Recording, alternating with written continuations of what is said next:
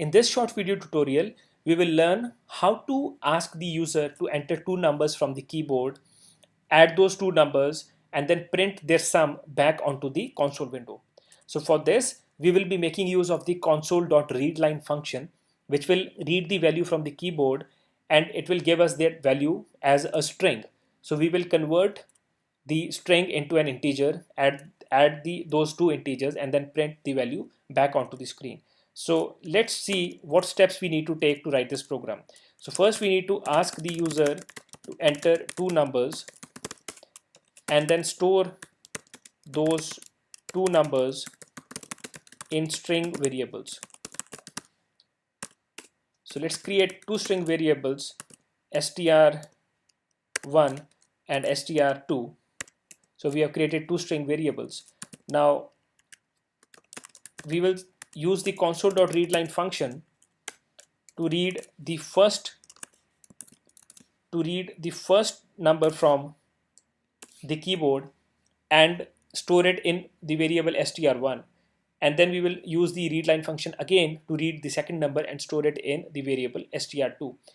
Remember that the readLine function treats every input from the keyboard as a string. Even if you input a number, it will treat it as a string. So first we have to ask the user to enter two numbers and then store them in the string variables. After this, we will have to convert the string values entered by the user into numeric values or into integer values. Right. So for this, we will be making use of the convert.toInt function. So we'll create two integer variables, num1 and num2. So we'll say num1 equal to convert.toInt 32 str1, which is the first number, and we'll use the convert.toInt function again and pass it the str2 function. So with these two lines, we have converted the string inputs into integer and stored them in the variable num1 and 2. So after this, let's take a sum variable and add the numbers number 1 and number 2 and store that sum in the sum variable. In the end, let's use the console.writeLine function to print this sum back onto the screen. So we are printing this sum back onto the screen by using the console.writeLine function. So let's run this program step by step by putting breakpoints and see what is happening. So we'll put a breakpoint at two locations. Now let's run this program. So we have two variables, str1 and str2, both are null as of now because we have not given them any value. So when we run this code, it is waiting for us in the console window to enter two numbers. So let's say I enter two numbers as 150, hit enter, and I will enter the second number as 200. So now when we come back into our program, which was in the debug mode, so it's waiting for us on this line because we added a breakpoint on this line. So let's first see what the variable str1 and str2 has received from the console.readLine function. So the value in str1 is 150, the value in str2 is 200, and both these values are in the string format. Now in this line of code, we are converting this number str1, which is 150 in the string format, into a numeric value. So the convert.toInt function has converted both these strings into numbers, and we have stored them in the variables num1 and 2. Now the sum variable as of now has value 0. So when we'll execute this line, you notice that the sum has received a number 350, which is the total of 150 and 200. So with this line, when we execute the console.writeLine function, it will print the final value on the screen. So if I show you the console window, so this is the value 350, which has been printed on the console window by using the console.writeLine function. Now let's say we want to print the final sum by writing a string that says that the sum of 150 and 200 is 350.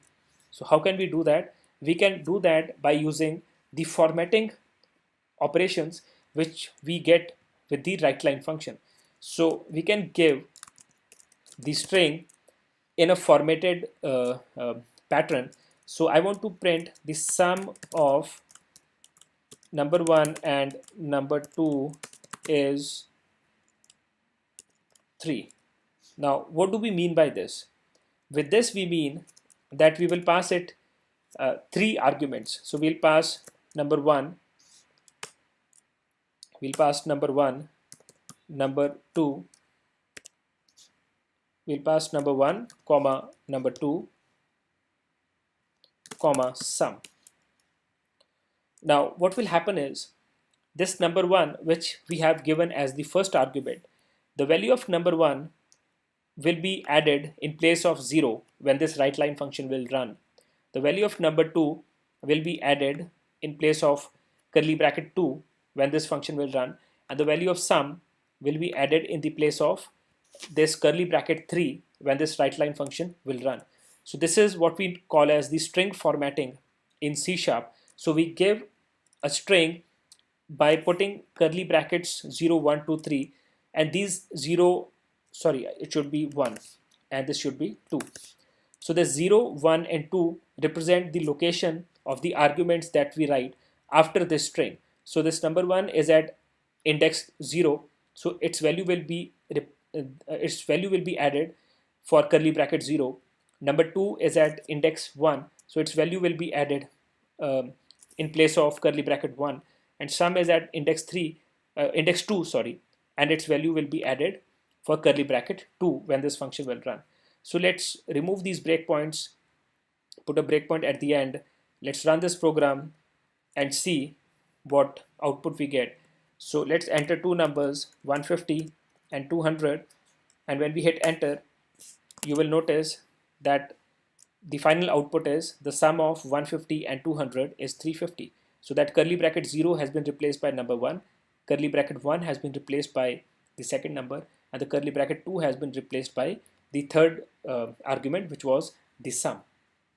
So with this, I hope you have understood how we can use the console.readline function to get an input from the keyboard, convert it into an integer value by making use of the convert.toInt functions, and then use the formatting operations to print a meaningful string on the console window by making use of the console.writeLine function.